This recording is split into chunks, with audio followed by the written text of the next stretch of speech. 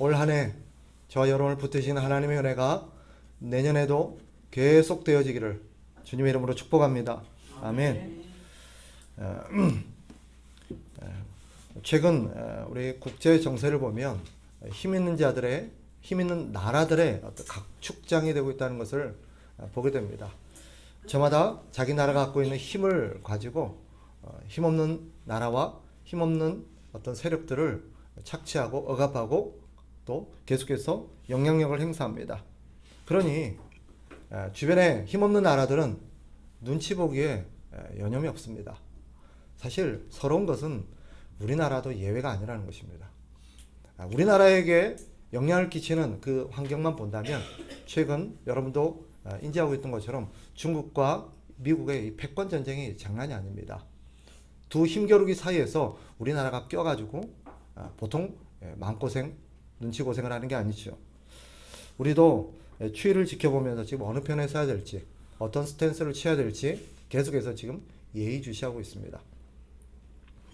최근 일본이 겁없이 미국 쪽의 입장에 섰다가 지금 중국한테 아주 호되게 당하고 있습니다. 그래서 우리나라가 지금 더욱 긴장하고 있어요. 더불어서 우리 국제시장 경제 상황도 치열하죠. AI 관련 기업들이 대세입니다. 기업들마다 살아남기 위해서 치열하게 전쟁을 벌이고 있죠. 최근 주식하는 분들한테 얘기를 들었습니다. 주식하는 분들이 시장 경제에 좀 민감하죠.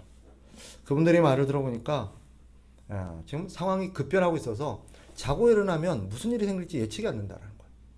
뻥뻥 터진답니다. 그래서 지금 당장 내일 시장 경기가 어떻게 바뀔지를 예측이 안 돼서 자기들도 어떻게 될지 모르겠대요. 우리도 체감하는 부분이죠. 자고 나면 이슈가 뻥뻥 터집니다. 아침마다 새로운 소식을 듣습니다. 좋은 소식은 아니죠. 최근에 우리가 아는 것처럼 SK텔레콤의 개인정보 유출 사건을 비롯해서 쿠팡 사태라든지 신한카드까지 계속해서 뚫리고 있어요. 뭔가 우리의 정보들이 줄줄 새고 있습니다. 불안하죠. 걱정이 되죠. 그래서 사람들이 뉴스를 보면서 가슴이 답답하고 불안합니다. 사람들이 묻죠. 도대체 이 세상이 어떻게 되려나? 이 세상이 어떻게 되려나? 근데 부끄러운 거는 우리 그리스도인도 예외가 아니라는 거죠. 우리 그리스도인들도 이 세상의 어떤 돌아가는 현상을 보면서 답답해하고 두려워하고 걱정합니다. 도대체 세상이 어떻게 되려나? 심지어는 부끄러운 얘기인데 우리 목사님들을 만나도 최근에 목사님들을 만나면 목사님들의 입에서도 그런 얘기가 나와요. 도대체 세상이 어떻게 되려고? 도대체 이 나라가 어떻게 되려고? 그런데 이런 불안함 이면, 이런 탄식 이면에는 중요한 한 가지를 우리가 간과하고 있기 때문입니다. 그게 뭐냐? 오늘 설교의 주제이기도 하지만 하나님이 이 세상을 다스리고 계신다라는 사실입니다. 하나님이 이 세상을 다스리고 계신다는 사실을 우리가 자꾸 놓치니까 세상이 자꾸 하나님의 의해서가 아니라 세상에 요동치는 어떤 여러 가지 불특정한 또 예측할 수 없는 어떤 일들에 의해서 움직여질 거라고 생각하는 것입니다. 강대국의 지도자들이나 거대한 기업의 자본이나 아니면 유능한 정치인의 어떤 영향에 의해서 세상이 좌지우지 될 것처럼 우리가 생각하는 경향이 적지 않습니다. 그런데 성경이 오늘 선언하죠. 세상이 어떤 강대국의 힘에 의해서나 거대한 기업의 자본에 의해서 심지어는 어떤 유능한 정치인의 입에 의해서 세상이 좌지우지 되는 게 아니라는 거예요. 세상을 움직이시는 분은 누구십니까? 하나님이시다라고 선언합니다. 오늘 본문은 그 대사실을 잘 보여주죠. 우리가 읽은 다니엘서 2장은 어떤 사건이 나오냐면 느부갓네살의 꿈 이야기를 다루고 있습니다. 사건의 자초지종은 이렇죠. 바벨론 왕 느부갓네살이 전 세계를 제패합니다. 그리고 모든 세계를 자기 발 아래 두죠. 그런데 그가 어느 날 꿈을 꿉니다. 꿈에 어떤 거대한 신상이 등장해요. 머리는 금으로 되어 있고 가슴은 은으로 되어 있고 배는 노시요 다리는 종아리는 철입니다. 꿈의 의미를 알지 못했던 느부갓네살이 제국의 모든 술객들과 마술사들, 박수들, 점쟁이들 다 불러 모읍니다. 그리고는 그들에게 꿈을 해석해 내라고 명령합니다.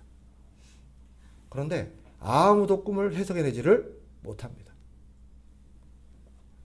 이 소식이 다니엘에게 들리죠. 화가 난 느부갓네살은 이 모든 술객들, 박사들, 점쟁이들 다 죽이라고 말합니다. 이 명령을 받고 사람을 죽이러 나가다가 이 군대 이 신하가 다니엘을 만나서 다니엘에게 이 얘기를 다 해줘요. 아마도 그가 다니엘과 친했던 것 같아요. 그리고 다니엘이 그에게 말하죠. 나에게 조금만 말미를 주면 내가 꿈을 해석해 주겠다. 다니엘은 이 소식을 듣고 즉시 하나님께 엎드려 기도합니다. 세 명의 친구들과 함께 하나님 앞에 간절히 기도하죠. 그리고 하나님은 그 꿈을 다니엘에게 보여줍니다. 오늘 본문은 하나님으로부터 이 꿈의 의미를 들은 다니엘이 한 고백입니다. 꿈에 나오는 우상은 뭘 의미합니까? 앞으로 일어날 세상의 제국들을 의미합니다.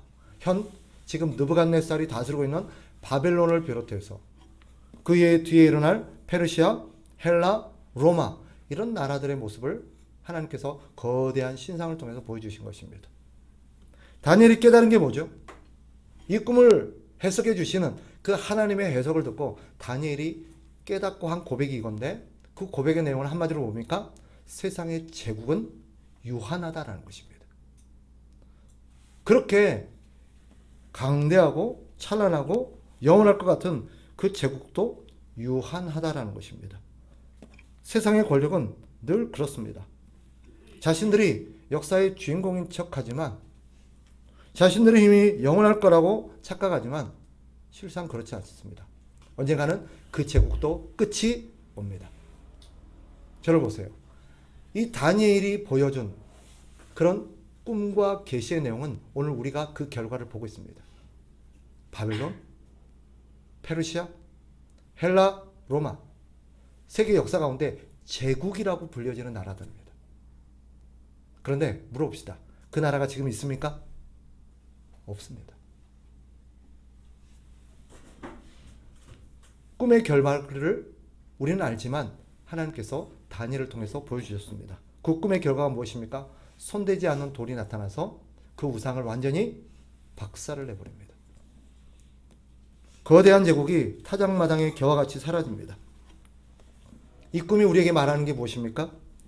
인간의 제국은 유한하고 모래성과 같다라는 것입니다. 영원한 나라, 영원한 제국은 없습니다. 영원한 패권도 없습니다. 세상은 그 제국에 의해서 움직여지는 것 같지만 실상은 이 제국의 흥망성쇠뿐만 아니라 역사를 다스리시는 분이 하나님이시라는 것을 하나님께서는 이 계시를 통해서 이 꿈을 통해서 보여주신 것입니다. 팩트는 이겁니다. 성경이 우리에게 보이는 진리는 이겁니다. 세상의 제국은 유한하며 오직 하나님의 나라와 하나님의 통치만이 영원하시다. 그리고 지금도 하나님이 세상을 다스리고 계신다라는 것이 오늘 성경의 선언인 줄 믿으시기 바랍니다. 다니엘은 이 환상을 보고 오늘 본문 21절에서 이렇게 선포하죠. 21절 다시 보세요. 그는 때와 계절을 바꾸시며 왕들을 폐하시고 왕들을 세우시며 지혜자에게 지혜를 주시고 총명한 자에게 지식을 주시는도다. 아멘. 아멘 합시다. 역사는 우연의 연속이 아닙니다. 강대국의 힘겨루기 결과도 아닙니다. 이 모든 역사의 흥망성쇠, 역사의 흐름은 하나님의 각본인 줄 믿으시기 바랍니다. 하나님이 계절을 바꾸시듯 시대를 바꾸신다고 말합니다. 하나님이 허락하셔야 왕이 되고 하나님이 거두시면 왕도 하루아침에 그 자리에서 내려와야 합니다. 당시 다니엘은 바벨론의 포로로 끌려와 있는 신세였습니다. 조국은 망했고 앞으로 자신의 운명도 어떻게 될지 모르는 상태였습니다. 여러분, 다니엘이라고 어찌 장래에 대한 염려가 없었겠습니까? 다니엘이라고 지금 자기 눈앞에 펼쳐지는 이 정세, 이 현상들이 어찌 다 납득이 되고 이해가 되었겠습니까? 하물며 우리겠습니까? 지금 우리가 살아가고 있는 이 시대의 국제 정세라든지 나라의 경제적 위기라든지 정치적 혼란이라든지 이런 일이 왜 이렇게 일어나는지, 왜 이런 일들이 지속되는지 앞으로 이 일이 어떻게 될 것인지 우리는 알 수도 없을 뿐만 아니라 이해도 할 수 없습니다. 그러나 오늘 성경이 보여주듯 한 가지는 분명합니다. 우리가 알 수 없는 일들이 계속 일어나고 있지만 이 모든 일들의 배후에 하나님이 계시다는 것입니다. 그리고 하나님이 이 일을 계획하시고 추진하시고 통치하고 계신다는 것을 성경이 말합니다. 성경은 말하죠. 하나님의 허락 없이는, 하나님의 결지 없이는 참새 한 마리도 땅에 떨어지지 않습니다. 마태복음 10장 10절 참새 2마리가 한 아사리온에 팔리지 않느냐. 그러나 너희 아버지께서 허락하지 아니하시면 그 하나도 땅에 떨어지지 아니하리라. 믿으시기 바랍니다. 하물며 한 나라의 운명, 한 역사가, 이 나라의 역사가, 이 세상의 역사가 어찌 하나님의 허락 없이, 하나님의 통치 없이 흘러갈 수 있겠습니까? 이것이 다니엘이 우리에게 말하고 있는 것입니다. 우리 개인의 역사도 마찬가지예요. 개인사도 똑같습니다. 어떤 성도들은 나라 걱정에 잠못을 이루고, 어떤 성도는 자식 걱정에, 또 어떤 성도는 사업 걱정에 잠을 못 이룹니다. 그러나 성경은 우리에게 지금 말합니다. 잊지 말라는 거예요. 지금 이 세상이 하나님과 상관없이 흘러가는 게 아니라는 거예요. 하나님의 통치를 벗어난 게 아니라는 거예요. 하나님의 손안에 있고 이것 역시 하나님의 허락이 있었고 하나님이 지금 이 일을 주관하고 계신다는 것입니다. 세상을 다스리는 분이 지금 내 인생도 다스리고 계십니다. 왕을 세우시고 폐위하시는 하나님이십니다. 그 크신 하나님이 내 인생을 책임지지 못하시겠는가? 나의 모든 인생의 흥망성쇠가, 나의 모든 생사화복이 하나님의 손안에 있음을 믿으시기 바랍니다. 이 말에 비루어서, 이 말씀에 미루어서 우리가 결론을 낸다면 우리는 하나님의 허락 없이는 결코 죽을 수도 없습니다. 그러니까 죽음을 두려워하지 마세요. 하나님의 허락 없이는 어떤 것으로도 우리는 할 수도 없습니다. 하나님의 허락이 있어야 가능합니다.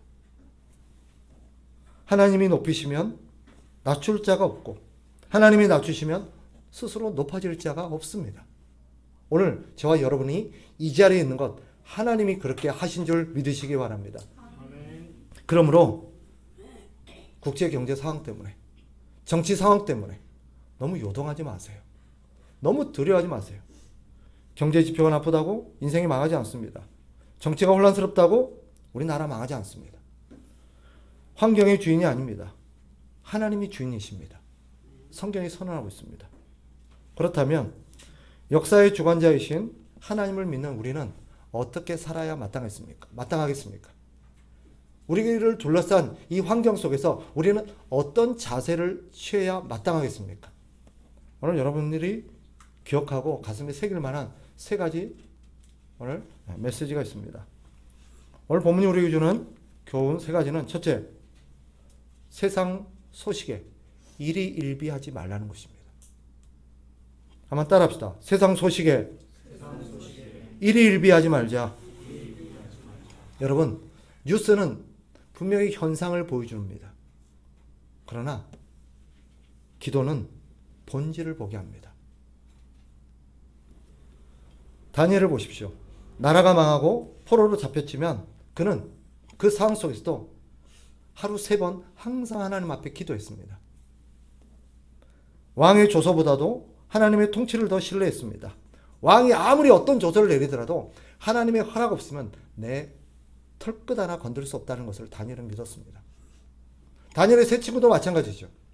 왕이 그들을 으름장을 놓으면서 지금 나에게 복종하지 않고 내 말에 순종하지 않으면 저 풀무불에 너를 집어넣을 거다라고 했을 때 세 명의 친구가 그 왕에게 뭐라고 말합니까? 왕이시여, 하나님의 허락이 없으면 당신이 아무리 우리를 명령해도 우리를 죽이라고 해도 우리를 죽일 수 없을 것입니다. 그러나 하나님이 설령 당신의 뜻대로 우리를 허락한다 할지라도 우리는 당신께 복종하지 않습니다. 우리는 오직 하나님만 섬깁니다. 그 고백의 이유가 뭐예요? 모든 것이 당신이 아니라 하나님의 손안에 있음을 믿었기 때문입니다. 우리도 그러해야 합니다. 현상에 휘둘리지 말고 하나님을 붙드십시오. 염려와 두려움이 올리면 우리는 기도해야 됩니다. 염려와 두려움이 크다면 우리는 더욱 하나님 앞에 간절히 기도해야 합니다. 그것이 하나님을 믿는 자의 마땅한 태도입니다. 그러니 눈에 보이는 현상 때문에 이랬다 저랬다 갈팡질팡 요동하지 마시고 그 현상을 붙들고 하나님 앞에 기도하십시오. 그러면 하나님이 엘리사에게 그랬듯 그 눈에 보이는 현상들을 싹 걷어내고 그 현상 이면에 있는 본질을 보게 합니다. 기억나십니까? 엘리사를 잡으러 아람 군대가 쳐들어왔습니다. 이 아람 군대를 보았던 이 엘리사의 종 게하시가 기겁을 하고 엘리사에게 달려와서 큰일 났습니다. 아람 군대가 우리를 포위했습니다. 그런데 엘리사가 담대하죠. 두려워하지 말라. 저들과 함께하는 자보다 우리와 함께하는 자가 더 많다. 게하시의 눈에는 보이지 않았죠. 왜요? 기도하지 않았으니까. 그런데 기도하는 엘리사의 눈은 보았습니다. 우리를 둘러싸고 있는 아람 군대와 그 아람 군대를 둘러싸고 있는 천군 천사들이. 그리고 하나님께서 기도해서 게하시의 눈을 열어줍니다. 그때 게하시가 비로소 그 광경을 봅니다. 뉴스는 우리 눈앞에 있는 현상만 보게 하지만 기도는 그 현상 너머에 있는 하나님의 통치를 보게 하는 줄 믿으시기 바랍니다. 두 번째, 오늘 성경이 우리에게 가르치는 게 뭐냐? 사람을 의지하지 말라는 것입니다. 한번 따라합시다. 사람을 의지하지 말자. 사람들은 위기가 오면 자꾸 도울 사람을 찾습니다. 힘 있는 사람을 찾습니다. 나를 도와줄 만한 사람이 누군가 자꾸 눈을 돌립니다. 그러나 성경이 말하죠. 시편 146편 3절. 귀인들을 의지하지 말며 도울 힘이 없는 인생도 의지하지 말지니. 힘 있는 자, 권력을 가진 자, 그런 사람들 의지하지 말래요. 실상은 도울 힘이 없는 인생이라고 말합니다. 왕을 폐하기도 하고 세우기도 하시는 하나님을 의지하라고 성경은 말합니다. 그러니 사람에게 잘 보이려고 애쓰지 말고 하나님 앞에 바로 서기를 힘쓰시기 바랍니다. 진급도 합격도 사업의 문도 사람이 여는 것 같지만 결국 하나님이 결제하셔야 열립니다. 나중에 광고 시간에 말씀드리겠습니다만 우리 김시득 권사님 딸 예진이가 대학에 합격을 했어요. 네. 나중에 박수 칩시다. 그런데 저는 확신합니다. 예진이가 그 대학에 합격할 수 있었던 것이 하나님의 은혜의 허락이 있었기 때문입니다. 우리 모든 일도 마찬가지입니다. 지금 여러분 직장 다니시죠? 그 직장도 하나님의 허락과 하나님의 섭리 안에서 가능했음을 믿으시기 바랍니다. 다니엘을 보십시오. 그는 일평생 사람에게, 권력에게 잘 보이려고 한 번도 굽신거린 적이 없습니다. 그는 오직 하나님께만 기도했습니다. 자신을 도울 만한 사람을 찾아서 자기 세력을 확장하지도 않았습니다. 이것이 믿는 자의 태도입니다. 그러니 여러분, 장래에 대한 두려움을 하나님께 맡기시고 도울 사람을 쫓아다니느라고 시간 보내지 마시고 에너지 낭비하지 마시기 바랍니다. 하나님께 잘 보이기 위해서 애를 쓰십시오. 예배 힘쓰시고 말씀에 순종하시고 기도로 주님과 의논하십시오. 주님이 그 인생을 책임져 주실 것입니다. 마지막 세 번째입니다. 성경에 오늘 하나님께서 세상을 통치하시고 다스리심을 믿는 하나님의 백성에게 요구하는 세 번째 태도는 오늘 주어진 일을 묵묵히 감당하라는 것입니다. 하나님께 맡긴다는 것은 아무것도 안 하고 손 놓고 있다는 뜻이 아닙니다. 기도만 하고 있다는 뜻이 아닙니다. 내일 일은 하나님께 맡기고 나는 오늘 나에게 맡겨진 일을 충성되이 감당하는 것, 이것이 하나님을 믿는 자의 태도인 줄 믿으시기 바랍니다. 우리가 아는 것처럼 다니엘은 바벨론의 총리가 된 사람이죠.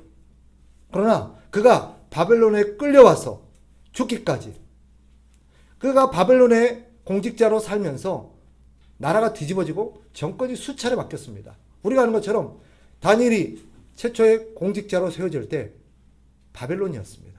근데 그 바벨론은 시간이 지나면서 메대와 바사의 연합군에 의해서 무너집니다. 그리고 메대와 바사는 또 정치 다움 속에서 결국 메대가 무너지고 바사가 정권을 잡습니다. 이렇게 나라가 뒤집어지고 심지어 그 사이에 정권이 몇 번 바뀐지 몰라요. 왕이 몇 번 갈린지 몰라요. 그런데도 성경에 보면 다니엘은 나라가 뒤집어지든 정권이 바뀌든 항상 자기 주어진 일에 최선을 다했습니다. 내가 어디 줄을 대야 될지, 어느 편에 서야 될지, 어느 입장을 취해야 될지 골몰하지 않았습니다. 내일 일은 하나님께 맡겼고 그는 오직 지금 자기에게 주어진 직무에 최선을 다했습니다. 성경은 그가 얼마나 성실했는지를 이렇게 증언합니다. 다니엘서 6장 4절. 이에 총리들과 고관들이 국사에 대하여 다니엘을 고발할 근거를 찾고자 하였으나 아무 근거, 아무 허물도 찾지 못하였으니 이는 그가 충성되어 아무 그릇됨도 없고 아무 허물도 없음이었더라. 아멘. 정권이 바뀔 때마다 세력을 잡았던 자들, 다니엘을 미워했던 자들, 다니엘의 정치적인 정적들이 어떻게든 다니엘을 해하려고 빈틈을 노렸습니다. 그런데 다니엘은 그 빈틈을 그들에게 보여주지 않았습니다. 어떻게 이럴 수 있었을까요?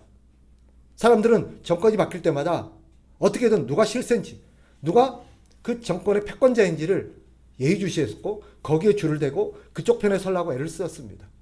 그 과정 속에서 그들이 마땅히 해야 될 일은 다 뒷전이었습니다. 그런데 다니엘은 어땠습니까? 그러지 않았습니다.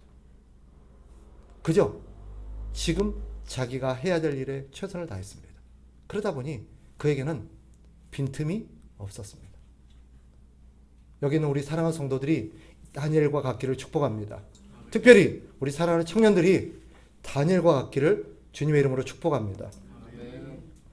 정치적 정적들이 아무리 우리를 해하려고 해도, 우리 주변의 이웃과 우리 주변에 있는 우리 적들이 아무리 우리를 해하려고 빈틈을 찾아도 빈틈을 찾을 수 없는 저와 여러분 되기를 축복합니다. 이것이 신자죠. 신자는 어떤 사람입니까? 세상이 뒤집혀도 성도는, 신자는 오늘 예배하고 오늘 일하고 오늘 나에게 허락된 사람들을 사랑하며 섬깁니다. 이게 신자입니다. 신자는 내일을 하나님께 맡기고 오늘을 사는 사람들입니다. 내일은 우리의 시간이 아닙니다. 내일은 우리의 어떤 소명, 우리의 어떤 소관도 아닙니다. 내일은 하나님께 속해 있습니다. 신자는 오늘을 삽니다. 네, 오늘 내게 주어진 일을 최선을 다하고 또 하나님이 내일 우리에게 또 하루를 허락한다면 그 또 하루의 오늘을 우리는 최선을 해서 살아납니다. 말씀을 정리하겠습니다. 사랑하는 성도 여러분, 오늘 2025년도 마지막 주일이죠. 세상은 여전히 불확실합니다. 내일도 불확실할 겁니다. 사실 역사를 쭉 살펴보면 불확실하지 않은 적이 없었습니다. 역사는 항상 그래왔습니다. 내년 경제가 어떻게 될지, 정치가 어떻게 변할지 아무도 모릅니다. 해가 바뀌고 나면 무슨 일이 있을지 아무도 예측하지 못합니다.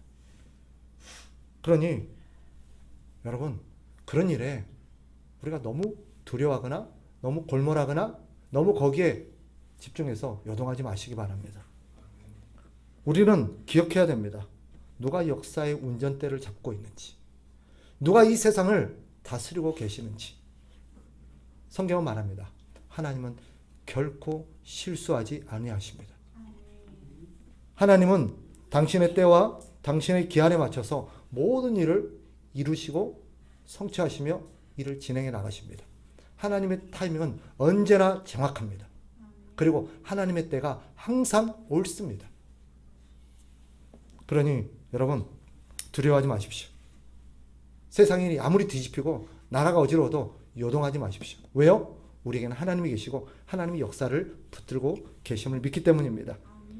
이 역사뿐만 아니라 여러분의 가정, 여러분의 직장, 여러분의 사업장도 하나님이 붙들고 계심을 믿으시기 바랍니다.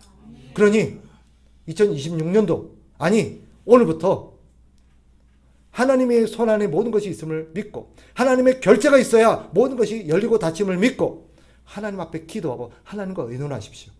그리고 하나님께 모든 주도권과 모든 핸들을 맡기시고 하나님의 허락을 따라 하나님께 순종하시기 바랍니다.